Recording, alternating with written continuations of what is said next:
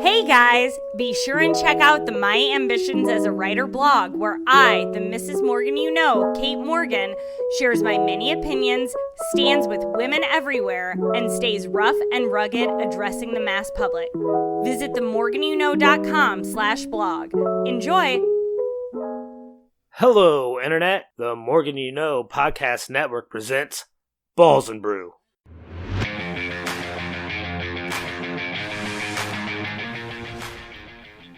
Yes, thank you very much, and welcome back to another episode of Balls and Brew. We are back 1 week, I guess a little less than 1 week after the Super Bowl, so you know we're going to be talking about that, but we got to lead the podcast right now with what I'm currently watching in the background of the Morgan You Know studios here, located in Mishawaka, Indiana, and that is the men's semifinal curling match between Great Britain and the United States. So I'm going to pose that question to each of my guests here. First, our co-host joining us from North Carolina, where I'm fairly certain he's curled many times before in his life. It's Chris King.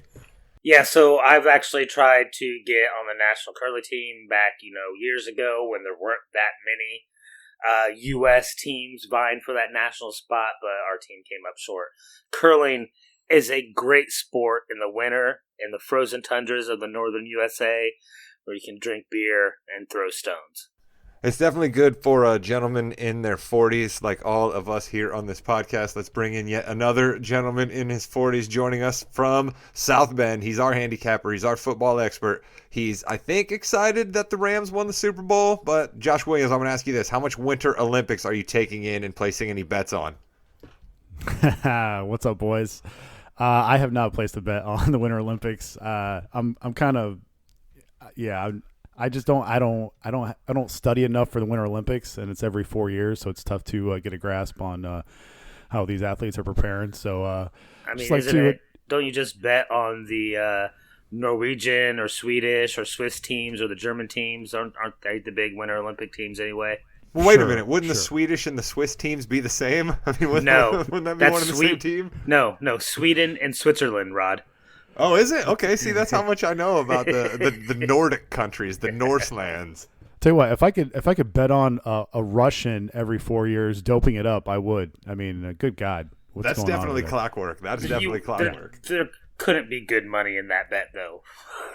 Certainly not, but I will say this, all right? Let's touch on that for just a second. I will say this. I'm no defender of Putin and Russia and doping in sports. I'm no defender of that whatsoever, but what they did to both of those Russian girls is just terrible, man. I mean, leaving them out there to dry like that. That one girl's breaking down on the ice. The other girl wins gold medal, but she's just sitting there hugging a teddy bear and there's nobody around her. I mean, that's just, come on. They can't put those girls in that position. Agreed. Yeah, that's got to be rough.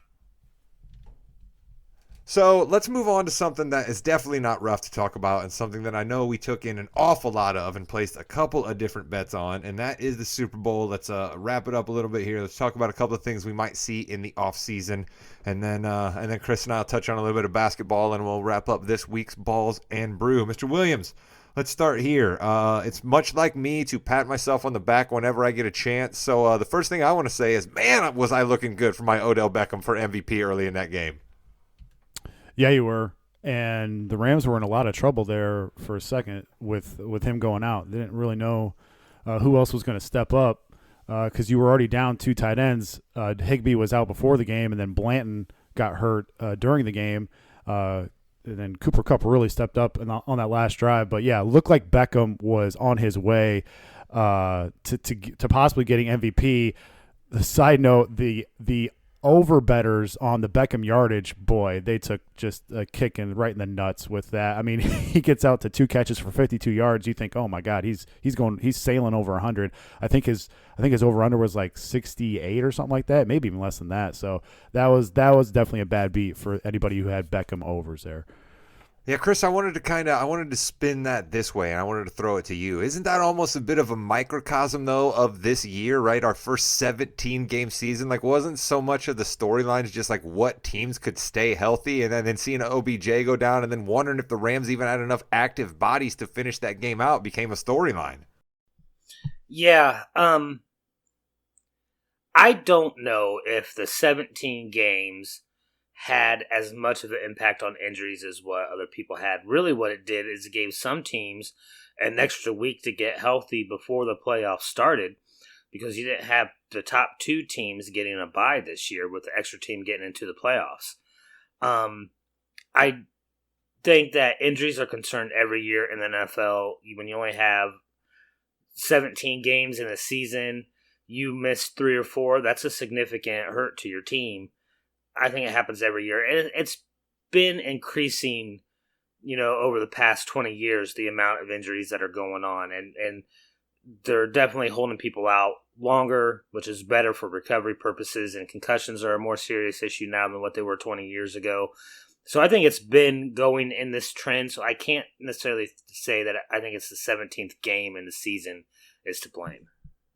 But Mr. Williams, yeah, we had MASH units out there this year, though, right? I mean, everything about these teams was just like who could stay healthy, and I just feel that unfortunately anymore, with as even as these teams are in the NFL and the way that parity is built into the rules, and the league owners and the commissioner want parity, it's like if you're healthy, you got a real shot to win, and if you're not healthy, absolutely forget about it. It just seems like the NFL is completely a war of attrition these days, and I suppose on some level it always has been, but it just seems so much more stark. No, and I think the best thing that McVay does, because honestly, I think McVay was kind of terrible in this postseason, but the one thing I'll give him props on is he is fantastic at injury prevention. This is an old Rams team, really. They've mortgaged their future, given away all kinds of first-round picks. They traded for an older Von Miller. We weren't sure if he had anything left. We were wrong on that, or I was wrong on that. They traded for an older Odell Beckham. In terms of wide receiver age, and that turned out to be awesome. That turned out to work out just fine for them. So McVay does not play anybody in the preseason, and I've seen like Bears fans get upset when guys sit out the first, second preseason game, and I'm like, what are you guys? why are you guys getting so upset? Like everybody should be doing what McVay does in the preseason. He goes the totally opposite way of Harbaugh, where Harbaugh wants to win every single game. The Ravens have won like 20 straight preseason games, but McVay does not play anybody because he's so aware of injury prevention, and whatever they're doing over there has been working out, because once again, the Rams were one of the least injured teams this year. It kind of showed up there late with Higbee and OBJ getting hurt, but man, they won the World Series. They won the Super Bowl, and that's all that matters. Don't forget, he also brought in a retired corner, Weddle, to play this year as well. So, like, you're right, this is an aging Rams team, and I'm wondering how many of these guys are coming back. I mean, Aaron Donald's even contemplating retirement, so... Well, I'd imagine. The Rams still have. They still got some talent on that team. I think a lot of this stuff is a little bit overblown right now. We're already hearing early talks that the Aaron Donald stuff is a little bit more aimed at trying to have leverage on a contract than it might be anything else. So let's slow down. Guys are always talking a little bit crazy after winning a Super Bowl. But I want to stay with one more big picture thing, and then we'll hone in on actually what went down in the game. The Rams, right, Williams? You said it right there, and I love that point. And I had this thought today when I was rolling along in the mail truck up in lovely Granger, Indiana today. The Rams certainly traded away a bunch of first-round picks, second-round picks, brought in older guys, got Odell Beckham out of Cleveland, and then brought him in at a minimum because this is the vibes, this is the culture, this is where you want to be around. But like you said, mortgaging the future for the present. We've not seen too many teams in the NFL and too many owners be about this. But what we do see in the NFL is every time a team wins the Super Bowl, you see other owners start to say to their GMs and their coaches, I want that shiny thing. Seattle wins the Super Bowl. Everybody says to themselves, oh, I need huge corners that can hit, so on and so forth. All these different things happen. If every team in the NFL starts mortgaging their picks for the now, then that advantage isn't going to exist anymore, right? Williams, I'm right in assuming that not everybody can have this strategy, because if a whole bunch of teams are trying to do this, then that means there's not going to be guys available to stack your team with, right? Yeah, and first of all, you have to be I would say that you have to be within arm's reach of winning this, or of getting to the playoffs and winning the Super Bowl. These owners aren't going to mortgage their future if they're coming off a 4-12 season. But maybe they should. Some of these owners are going to think that anyway. Yeah, but I mean, so many owners are going to think that anyway, and then the NFL is so much about parity that I just think there's a lot more owners in the NFL that can talk themselves into we're this close to the playoffs than in other major sports. I mean, this year was the most parity I've ever seen. I've been watching the NFL for decades now, and this was the wide open. I mean, if you get a 4 and a 4 in the Super Bowl, I mean, that's almost unheard of. You play this playoffs out 100 times. I think this is the only time that the Rams and the Bengals match up in the Super Bowl. You probably get Bills and Packers 10 times. Probably get KC Tampa 10 times and going down from there. So this was a wild parity riddled year. So we'll see what happens next year. And speaking of the Bengals, like this was a team that none of us three picked for the playoffs at the beginning of the year. I don't think anybody had them above. They won 4 games last year. I mean, I'm going to keep saying this. Right? Exactly. And so, like that's what's great about the NFL. And this Bengals team was a fun team to watch, especially in the playoffs in the last few weeks of the season. Like, this was a great team. They were so close to pulling off the upset in the Super Bowl. Just a little bit short. Yeah, they definitely were. I really did think to myself, and let's hone in on that game. I really did think to myself for that last drive there when the Bengals got the ball back and they were down 4. I really kind of was like, all right, here we go. This is Joey Burrow. This is what he does. We're gonna see him roll down the field, and they just that's finally when the Rams defense came to play. Mr. Williams, what were the mistakes Sean McVay was making? Because clearly we talked about how it looked pretty good early. Then where did it all start going wrong? I mean, this is one of the reasons why I liked Akers for MVP bet, because not necessarily because of how well Akers had looked. He really hadn't looked that well at all in the playoffs, but just because I know McVay loves to run the ball. I mean, he ran the ball way too much in that game, and he actually did it against San Fran also, but the coverage again in San Fran on third downs, where they played so off of the receivers that Stafford was able to bail him out on those third and longs. You saw it again there. Cincinnati was actually dead last since week 8 against the run on early downs. That's why I kind of thought Akers was going to have a good game. But I think his tendencies were so heightened that I think Lou Amaruno, who we talked about, who was basically the coach of the whole playoffs, I think he saw that. And I think that's why the Bengals had 2 weeks to prepare, and I think that's why the Bengals were so good against the run in that game. Heck, what was the most important run of that game? It was a 4th and 1 to Cooper Kupp, like a swing trickeration. Yeah, a little sweep. A sweep. He gained like 7 yards there, and that actually might have won him the MVP with that 4th and 1 call. But yeah, going back to it, it's just like McVay's way too run heavy there. And you could say the same thing about Zach Taylor too. I didn't think either coach had a great game plan. I think they were both never been built. a huge fan of Zach Taylor, but anyway, so I wasn't assuming that you'd have thought he did a great job. Yeah, I did think the Rams made some great in-game changes, especially when it came to how they lined up at the line of scrimmage in their defensive line. They made some adjustments there, especially going into the second half, overloading one side, getting mismatches, so guys couldn't double team Aaron Donald as much, and that opened there's the grandfather clock again.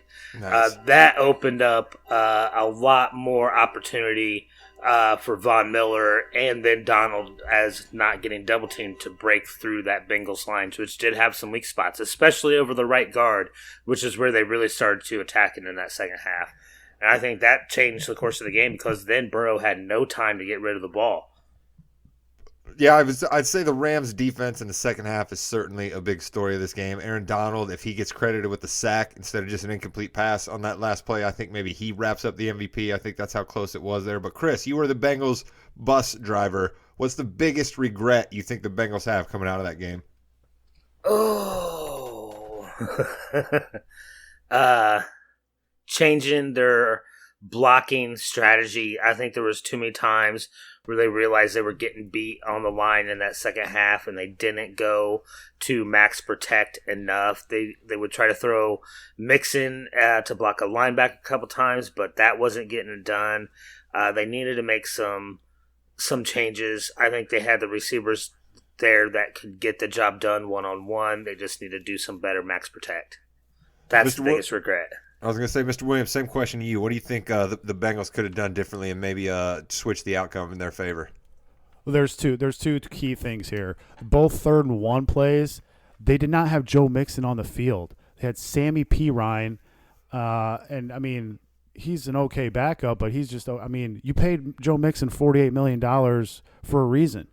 And I know that they like to switch in their running backs and give these guys a break, but it's a Super Bowl, man. Get your best guys out there. And then Mixon did a lot better than I thought he was going to do. I mean, he had over 70 yards rushing, had some catches out of the backfield. So, that was disappointing to see Mixon not be on the field there in a key play. And then the Cooper Kupp touchdown. I mean, you have to double him there. At the end of the game, you're down. The Rams are down 2 tight ends. OBJ is hurt. You can't run the ball. Stafford isn't really athletic where you're worried about him maybe doing a bootleg. You have to double team Kupp there. Give credit to McVay a little bit there for not putting Kupp out there by himself. He actually had a slot receiver with Kupp, so it was tougher to double him, but you still could have doubled easily. And if you're not going to double, you have to put your best corner on him. You can't leave Eli Apple out there on an island against Cooper Kupp. He's going to eat him for lunch, and that's exactly what happened. That touchdown was way too easy, and that was one of the few things that Lou Anarumo did wrong in this postseason. But, man, that was a costly one for the Bengals. I wonder, though, and I'm glad you brought that up and you said it that way, because I wonder in today's NFL, right, with the passing games that we have out there and the ways that you can't touch receivers and the ways the guys can't get hit over the middle of the field and the way quarterbacks can't get hit, I wonder if just the Bengals basically started already with their hands tied behind their back, right? I mean, if you're going to just spread it out and play pitch and catch like you're in the backyard, draw it up in the dirt, which is essentially what Stafford and Kupp did going down the field. I mean, I don't know how you're supposed to stop that, and clearly we saw it, all right, Chris? I mean, I'll tell you one thing. For the most part, the refs were keeping the flags in their pockets for PIs. There was definitely some offensive pass interference and defensive pass interference on both sides. But we saw a pretty blatant face mask for sure. Right? But like the refs were definitely making it, for the most part, they were not going to determine the game. So at that point, as a player, you got to recognize that and use those situations to your advantage. You definitely... I don't know. I see this all the time. You got these top tier receivers on teams constantly getting open in the middle of the field or on the sideline without any defender within 10 yards of them for some reason. How can you miss that guy? How can you lose track of their number one receiver? And especially in this game with Cooper Kupp, he's the only receiver they got left with any kind of talent, really. How do you lose track of them? And again, like William said, how do you not double them? Yeah, Williams, let me ask you this. Do you think that the Rams could have gone to this strategy for all of the game and had similar results, or do you think it was something different that the Bengals did on that final drive that allowed them to just spread it out like that and basically get it to Kupp anytime they wanted to? Or could they have just done this the whole game? Yeah, that's what I'm saying. Like, McVay should have been throwing a ton more. I mean, he should have been throwing on early downs a lot more often. It probably wouldn't have been as exciting game. But, yeah, I mean, he did this. He did the same thing against San Fran. I mean, he gets super uber conservative with a lead, and he gets predictive with his play calling. And, yeah, he was bailed out by Stafford and Kupp on that last drive for sure.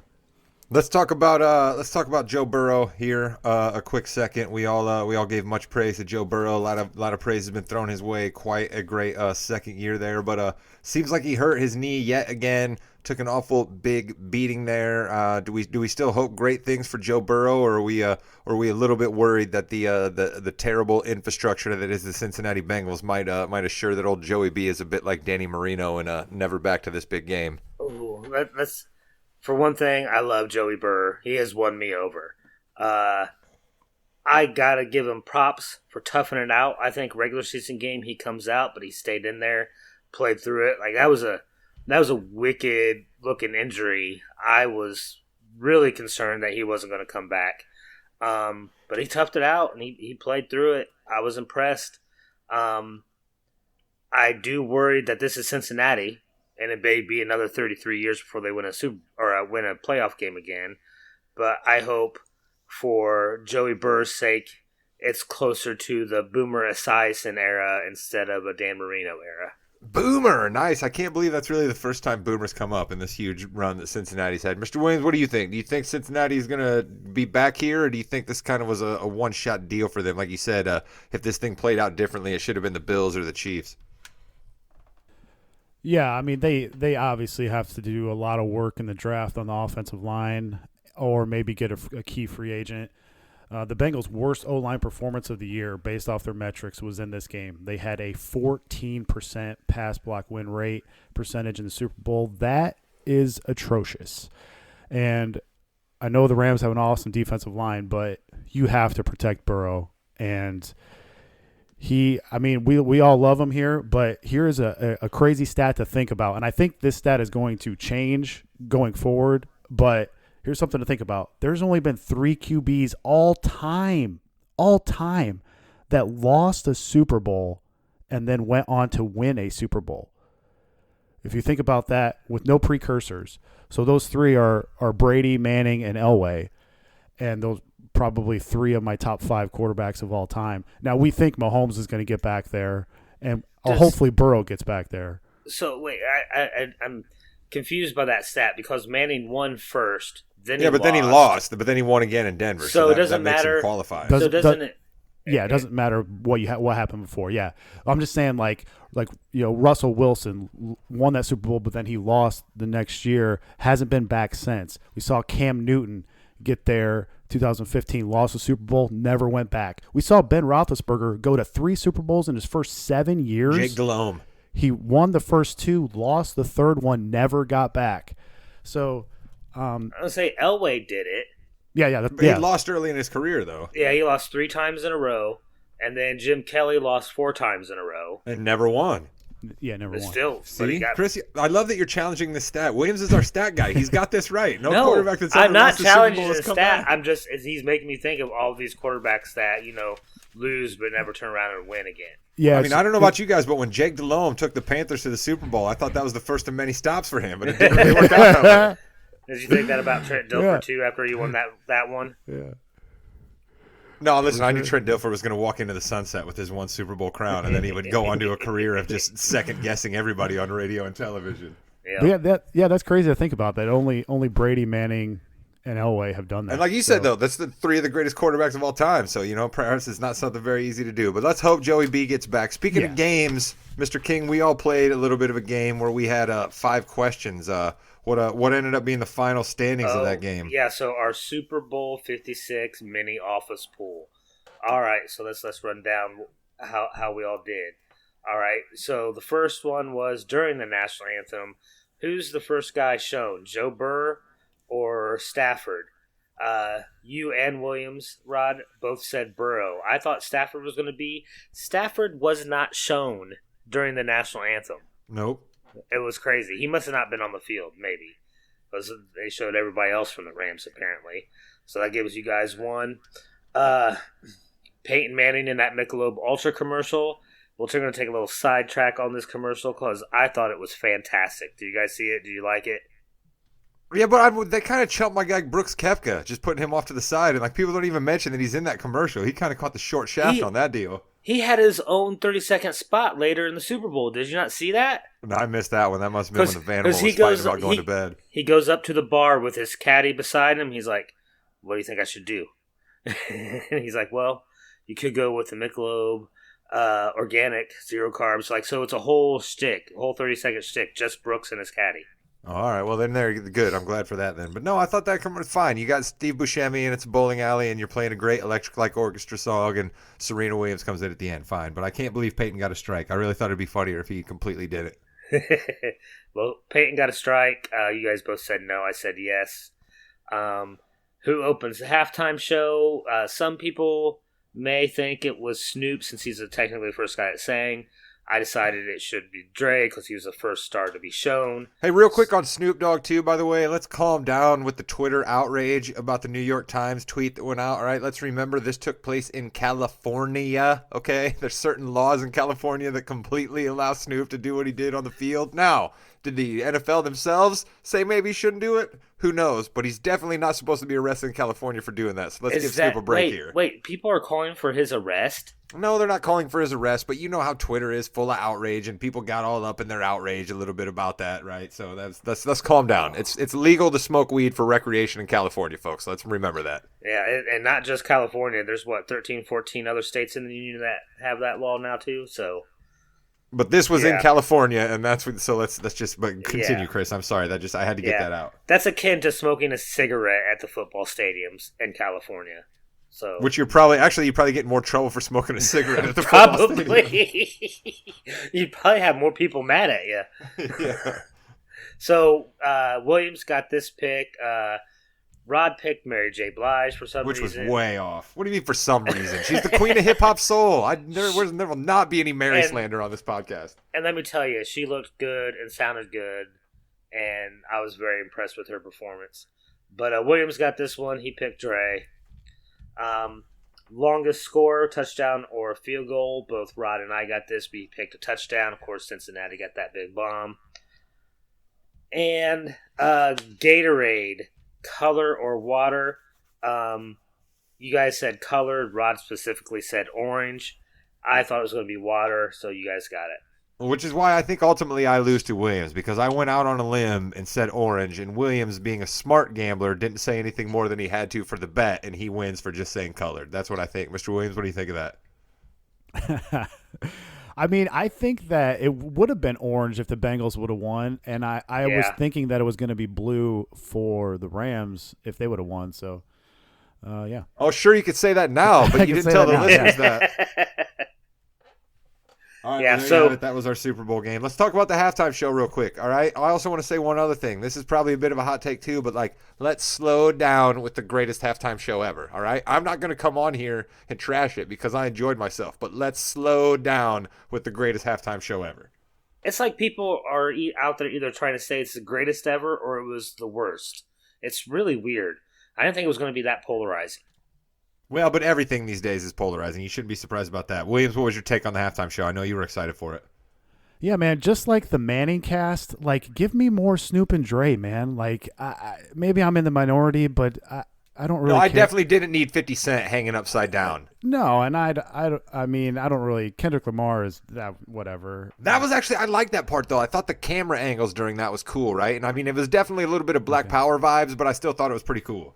Okay, yeah. And then, I'm going to get totally booted off the pod here, but I respect Mary J. Blige, but she does nothing for me. So what do you mean? You don't want to get it percolating in this dancery? Come on, Williams. Just give me more. We don't need no hateration, any holleration. Just give me more Snoop and Dre, and then throw Eminem in there. That's fine. I mean, but good Lord, give me more. The easiest Snoop and Dre. money of the night, by the way, was that he was going to do "Lose Yourself." I mean, that was the easiest money of the night. Well, what's up with I think Snoop only had one song, out of 10. Give me more Snoop. Come on, let's go. What are we doing here? I did enjoy his little crip walking every once in a while. Right.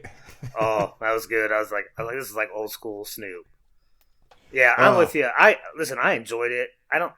It's hard for me to say if it's the best ever. No one can beat Prince. All right, I'm sorry. I'm just going to tell you right now, no one's going to beat Prince ever. He's playing Purple Rain in the rain. Okay, nobody's beaten Prince ever. But I will say this. I knew all of these artists. I knew every single song. I was excited to see people that I grew up listening to on a regular that may not be mainstream like they normally do, but I enjoyed it. What do you mean like they normally do? When you were a kid, you were complaining about them playing the crusty old geezers, and now we're the old people that are getting the crusty old geezers played for them. What are you talking about? I do think the 50 Cent set was probably the most... I don't know. It was like it didn't fit. I would have rather seen the Tupac hologram. The Tupac hologram. No, nobody needs to see a hologram, all right? It's bad enough that they've released a Tupac album every year posthumous, all right? We don't need to have the Tupac hologram making more money for somebody else out there, all right? I thought for sure it was going to happen since Snoop owns Death Row now. Well, but pull off that hoorah. All right, Mr. Williams, any last thoughts on the Super Bowl before Mr. King and I touch on a couple NBA topics? Yeah, I've just got one quick thing about the whole sports betting industry here.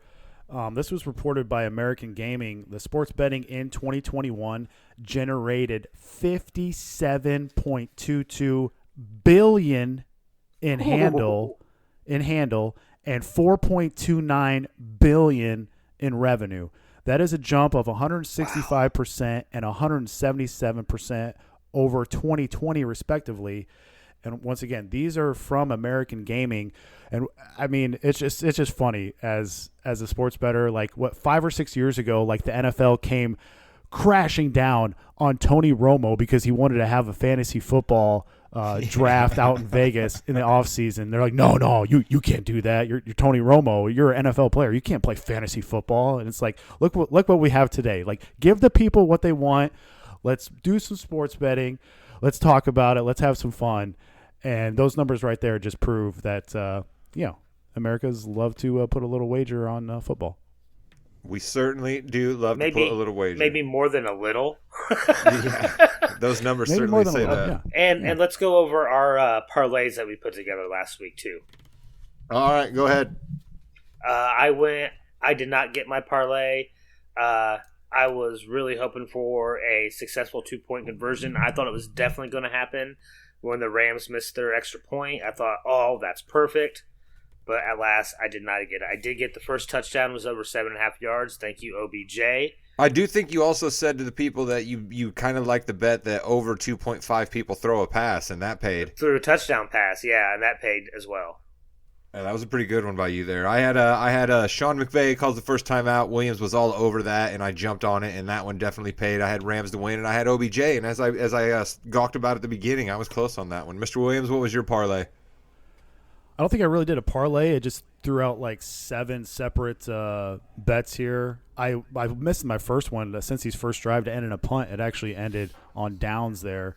But then hit 5 in a row. Since he's first score to be a field goal, got that. First quarter under 10.5. Hopefully you found that. That was good. McVay first time out, got that because of course McVay. Higgins over 69.5 receiving yards, had that long bomb. That was good. First half Rams, second half Rams. That paid out. Now you got better money, even money, than just taking the Rams money line on that. So hopefully some people tallied that. I was wrong on the Akers over 62.5 rushing yards, and then the 35-1 Akers MVP bet was way off. You guys were a lot closer there. ODB and Higgins were right there for MVP. Yeah, I mean, I don't know. It probably wouldn't have been Higgins had the Bengals won it. It probably would have been Burrow, right? Man, I don't know. Higgins had 2 touchdowns. Yeah, but they're giving it to the quarterback, especially if he leads that last-minute drive. I think Higgins needed one more big play. If Higgins would have caught a third touchdown on that last drive, maybe, or if he made a spectacular David Tyree type catch to keep a drive going and then a touchdown, he needed at least one more big play or two to probably secure it. But he was definitely on the short list of the Bengals to get it. I would agree. Mr. Williams, I'm gonna say this to you. How about we have you back in a couple of weeks to do some March Madness talk, and then we'll also maybe do a little segment at that time about the quarterback carousel that we are definitely going to be underway because we'll have a little more time to have things play out. That's a big carousel. Because I saw something where let me bring up the my stalking horse who I talk about all the time on this podcast. I saw a thing where Carson Wentz's contract is fully guaranteed if he's on the roster past March 18th. So I think we're gonna know something one way or another with the Colts quarterback on that date. What do you think, Mr. Williams? Yeah, and I think the March Madness pod, I think we would record that right around March 15th. So that would be good to see if any of these quarterbacks have landed anywhere. All right. Well, we'll certainly have some more tea leaves about where they may land. So, Mr. Williams, we'll give you a couple weeks off. Thank you so much for all of your football knowledge and your hard work. And are you a little bit sad that you don't have football games to pick, or are you actually kind of relieved that you're like, I don't have to throw out any more bets now? No, man, it's always sad. It's always bittersweet at the end of the football season, man, because it's fantasy is so much fun, and then talking with you guys is so much fun, and getting in your bets, if you fruit your bets. But I'm a huge college basketball fan, as you guys know. So these next 6 weeks are fantastic for me also. So look forward to that.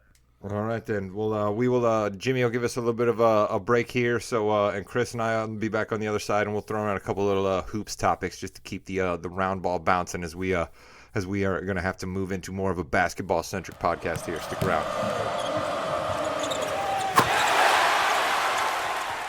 All right, Chris, let me start here, and it shouldn't be that surprising to anybody who listens to you and I talk NBA stuff. The Boston Celtics are really, really hot right now, and should we be recalculating what we think about the East based on their hot play right now, or are they just going to be the Celtics and they're going to fall back to earth here, and this little 16 wins in their last 20 games is more of a mirage than it is who the Celtics really are?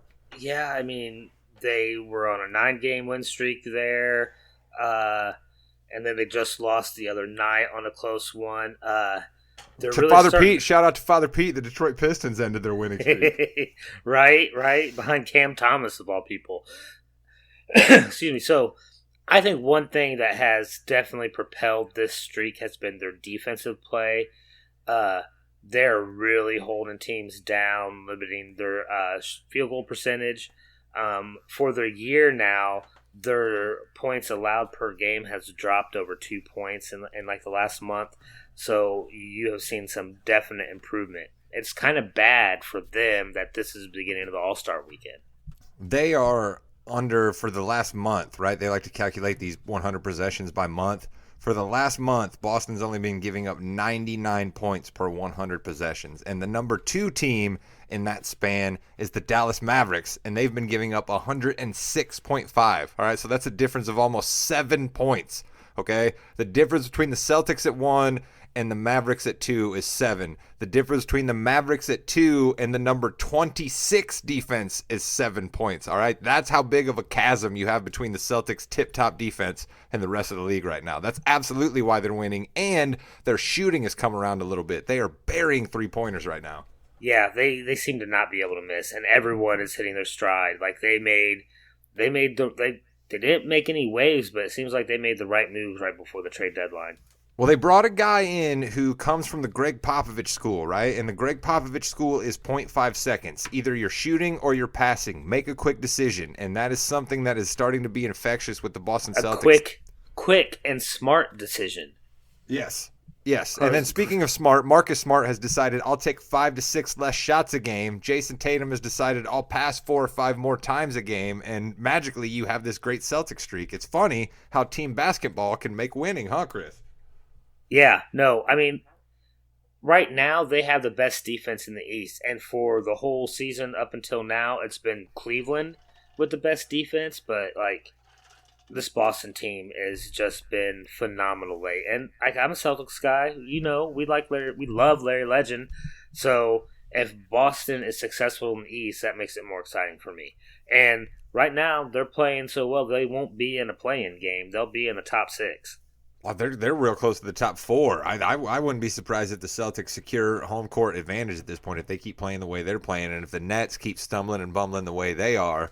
But another team I want to talk about, because I think we often forget about these guys, I really do, and that's the Milwaukee Bucks.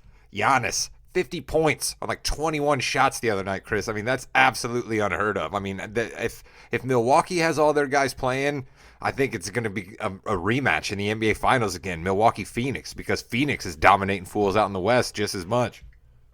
Yeah, listen, Giannis is throwing out MVP numbers, but it's getting past Chicago or Miami in a 7-game series, and you have Giannis, and then you have Chris Middleton. And to expect Chris Middleton to have the playoffs like he did last year, maybe asking too much. I don't know if the Bucks have enough to get through the East if they go into long series in the finals and the quarterfinals. I disagree. I think the Bucks have been through the wars, man. I think they got the depth. I think they got the wing guys they can throw at you, right? Like nobody wants to go crazy about Grayson Allen or Pat Connaughton, but all those guys do is exactly what you need them to do on the court. Nobody wants to go crazy about Bobby Portis, but he's the perfect sixth man to come in and do things. And Chris Middleton, while he doesn't look flashy at all that guy does is put up consistent stats. He's been a solid wingman to Giannis his entire career. Drew Holiday is solid. I completely disagree with you on the Bucks. I think the Bucks are going to be there till the bitter end. I think the Eastern Conference goes through Milwaukee. The biggest question left in the East is how much are Brooklyn and Philadelphia going to be able to get themselves together? And Chris, we're still nowhere because James Harden has decided he's not going to play till after the All-Star game, and we still have no clarity on when Ben Simmons will play. So we spent all of this time talking about Ben Simmons and James Harden, and we still have no idea. So I think the 76ers are in a little bit better of a spot right now than the Nets are. I think even without Harden, I think the Sixers are probably still more successful than the Nets. I think there's only a game or two between them, maybe.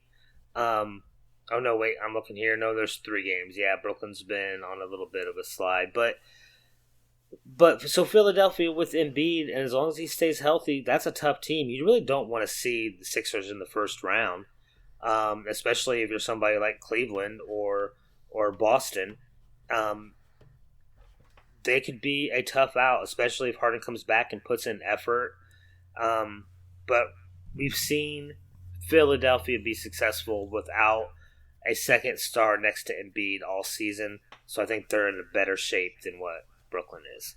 I would tend to agree with you there. I'm no fan of Kyrie Irving on this podcast. I'm no real fan of the Brooklyn Nets, even though I do love Steve Nash, their head coach. But it really kind of seems as if Kyrie might be able to play in home games here before too long, because Adam Silver's coming out now talking about how it makes no sense that visiting players can play in New York, but Kyrie can't. The mayor of New York City sounds like he's maybe going to loosen these things up. So Kyrie's probably going to be on the floor here soon. When the commissioner's coming out and saying things, he has a lot of pull in New York. All the commissioners do. That's a huge market. There's a lot of money there. So, yeah, it's going to happen before the end of the season.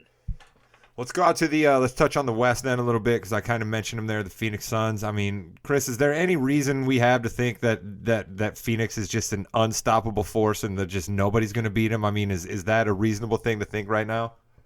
Yeah. I mean, we're going to really see, I think, what Chris Paul's going to miss maybe a week or two. We're going to see, it's a good thing it happened during the All-Star break, but we're going to see for a week how they do without their floor general. We'll really get to see how well they are and how important he is. If they go on a slide, he comes back and they return to form, you got to start thinking about CP as an MVP. I think he's definitely going to be getting votes. I think DeMar DeRozan, your guy in Chicago, because I'm also surprised to hear that you think Chicago is going to be able to beat Milwaukee. The Bulls haven't been in the playoffs in a whole bunch of time, and you are a big fan of infrastructure and organization and experience. I'm really surprised to hear you say that you think that the Bulls are going to be able to beat a team like Milwaukee that's been in wars for 4 straight years. There's too much talent there. Okay, LaMelo Ball's hurt right now. Alex Caruso's hurt for the second time. Zach LaVine just got his wrist looked out in L.A. I mean, is this talent going to be on the floor?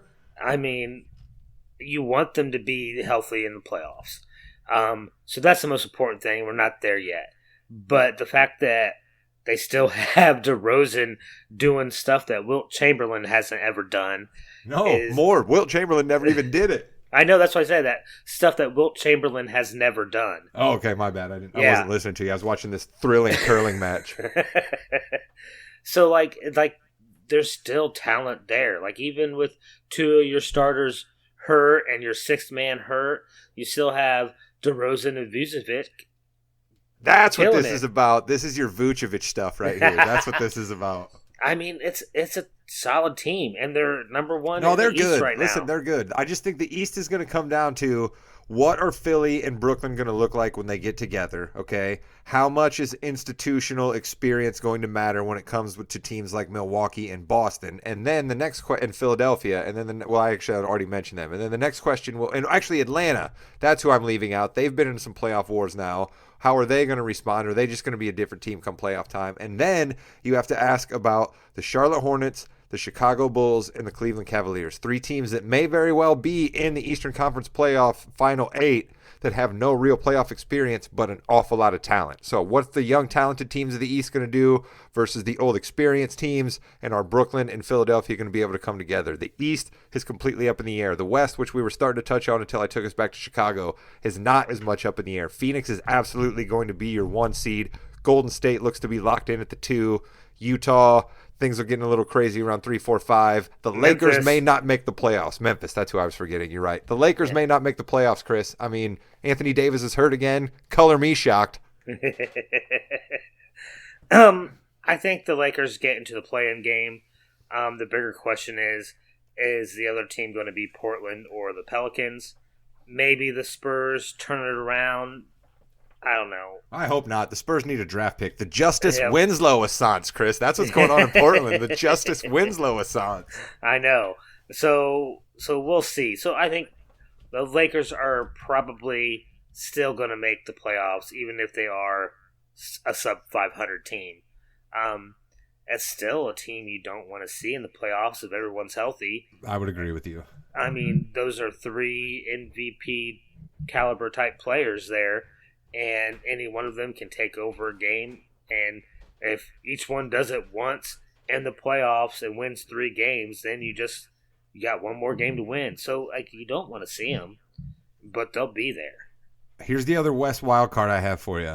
How much should we be factoring in the Denver Nuggets here? Because Nikola Jokic continues to put up ungodly numbers, and Jamal Murray, I guess ideally could be back before the playoffs because he went out last year before the playoffs. So if we're talking a year, he should be back. You know, if he can round into any kind of form, should we be scared of your Denver Nuggets here, Chris? Because I know you're a big fan of the Jokic. If you're not Phoenix, yeah, you don't want to play Denver in the playoffs. And that's what it comes down to in the West, in my opinion. Who do you want to see Phoenix play in the finals? Do you want to see them play Golden State? We know they've had some. Yes, that's an easy question. That's what I want to see. Or would you rather see somebody like Memphis or Utah get through there? Definitely not Utah. Definitely not Utah. But like that Memphis team is a fun team to watch. Absolutely, but I think they're 1 year away yet. Maybe, but they are playing like a legit contender. They're 2 games behind Golden State right now. I know, but I think Clay's going to continue to round into form. I think Draymond's going to come back. I think Golden State's going to round closer to the team that we saw at the beginning of the year than the team we've seen over the last couple of weeks, in my opinion. I would be more of a Golden State fan if Draymond Green didn't play for them. Wow. I mean, I know this is IU, Michigan State stuff that's just bleeding forever, but come on. It's really not that. I didn't have that big of a problem with him at Michigan State, because he was a legit player, but really what it comes down to is the leg kick out into the groin constantly, and then him saying, no, it's a basketball move. This is a Wu-Tang level take from you. Goodness gracious. I don't know. Like, the dude's dirty. Wow. Yeah. You were just giving all praise to Chris Paul. I'm fairly certain people would put him in the dirty category as well. You got to be careful who you're throwing stones with here, Chris. He's a crafty vet. This guy's dirty. See, I could say the same thing about Draymond Green. That's interesting. I didn't know you had this. I didn't know you had these thoughts about Draymond Green. Yeah, I've kept him buried for a while, but I couldn't keep it anymore. I would be a bigger Golden State. I would love to be able to root for Steph Curry.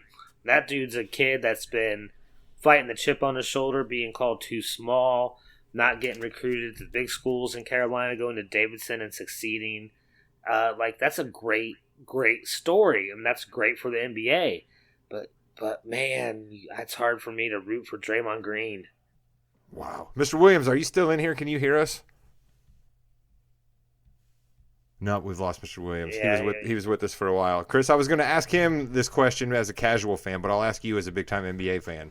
When you and I were in junior high and high school, you, of course, when you were in junior high and high school, they were still playing with peach baskets. But when I was in junior high and high school and you were a little bit older than that, people used to care about the slam dunk contest. You knew who was going to be in the slam dunk contest. That was your favorite thing on All-Star Saturday night. I'll ask you right now, Chris, who was in the dunk contest on Saturday night? I believe, oh crap, Cole Anthony. Cole Anthony is in the dunk contest. From Orlando. There's three other guys. He's a high-flying guard because LeBron's not doing it. Oh, who's the big guy that's doing it now? Oh, see, yeah, Cole Anthony's the only one I can actually remember. Like I've read the list. How about a Juan Toscano Anderson from your Golden State Warriors? Yeah, so there's a bunch of people we've never heard of. No, not necessarily people we haven't heard of. How about rookie Jalen Green? Okay, yeah, I remember him now. Yeah. All right. See, I like Jalen Green to win the dunk contest on Saturday night because little guys that can get up high the way Jalen Green can and pull off dunks, they are absolutely they get high marks in the dunk contest. Well, some of the best dunk contests ever were the ones where Spud Webb was involved. And he was going up against like a guy like Dominique Wilkins and going dunk for dunk, and like those were some great epic battles. So yeah, you always want to see the little guy go in there and fly high. Spud Webb is completely an overrated dunker. Completely an overrated dunker. Can you dunk, Rod? I cannot. Are you taller than Spud Webb? I am. Well, then he's not overrated. Obi Toppin is the fourth member in the dunk contest. That's who I was trying to remember from New York, yeah. From your New York Knicks, Chris. What a dumpster fire your New York Knicks are. My God, you should have listened to me about the Knicks at the beginning of the year. I told you about Tibbs. I told you about Julius Randle. Both things have absolutely come true. But Randle has turned his play around as of late. Like the last month, his averages are up closer to what his season average was last year. He's had a down year offensively, I will give you that. But as the Knicks get worse, his stats do improve. He should be paying you some percentage of his salary at this point with the way you've just caped for this guy for over a year now. It's been longer than that. I was a fan of his when he was at L.A. I couldn't believe that L.A. was playing Kyle Kuzma over him constantly. I didn't understand it. Well, you've been riding with Randle for a long time, and it got you down in the dumps earlier this year, but maybe you're on your way back up. It's sad, Rod, that these Kentucky guys come to the NBA and somehow I start rooting for them, and they end up on my fantasy teams. I got Julius Randle. I got Anthony Davis. I mean, ugh. That's your own fault for taking Anthony Davis. Yeah, but when he plays, he's good. He certainly is. Well, there we go. I think we'll wrap up the NBA talk here. We will be back next week. We'll do something because there won't be many games to talk about next week by the time we come back because they'll just be coming out of the All-Star game. So we'll figure out something for next week. Yep, and don't worry, people. We got Masters coming up soon, so get ready that's for right. that. You know what we could do? We could even have Mr. Roberts for to talk about this madness that's going on in the PGA Tour right now and these crazy Phil Mickelson quotes. We need to talk about this Saudi league that makes. Well, that's what the quotes are about. Yeah, Phil has some crazy quotes associated with that. And Saudi guys murdering people and stuff. It's chaos. So maybe we'll reach out to him, Matt Roberts, do a little golf next week and something else. But we'll have to catch him between planes because that dude travels all over. He certainly does. But I know for a fact that Mr. Jamriska and I are going to have a Yeah We Know that's going to wrap up the Elimination Chamber in your feeds at the beginning of next week. And Chris and I will be back with somebody to talk basketball and maybe Matt Roberts to talk golf next week. Yeah, are we, just a month or two away from WrestleMania? We are getting closer. We got Elimination Chamber, and then we'll have one more pay-per-view between that and WrestleMania, and then we're off. Actually, no, I think WrestleMania is in March. So, yeah, we'll be at Elimination Chamber's and then we're off to WrestleMania. So, hey, listen, there's talk that the Rattlesnake's going to come back and wrestle. Oh, no way. Really? There is. You got to listen to Yeah We Know, Chris. We talk about all this stuff. The Rattlesnake. Oh, I got some big feels right there. Some nostalgia coming back. All right, brother. Well, that's all for this week's episode of Balls and Brew. Thank you to Josh Williams. Thank you to Jimmy Jamriska for producing. Thank you, Chris, for co-hosting as always. And thank you, listener, for listening. Just do us a favor. Give us a 5-star rating. You can do it on Spotify now. So when you're listening, up right underneath where you have our description of the podcast and our wonderful title card, you can see the stars right there. You cannot leave any comments on Spotify, but you can leave star ratings on both Spotify and iTunes. We don't mention this often enough, but please, please, please, please give us a 5-star rating or a comment if you can. It absolutely helps the show out. We appreciate it. Chris, final word to you. Goodbye, Internet.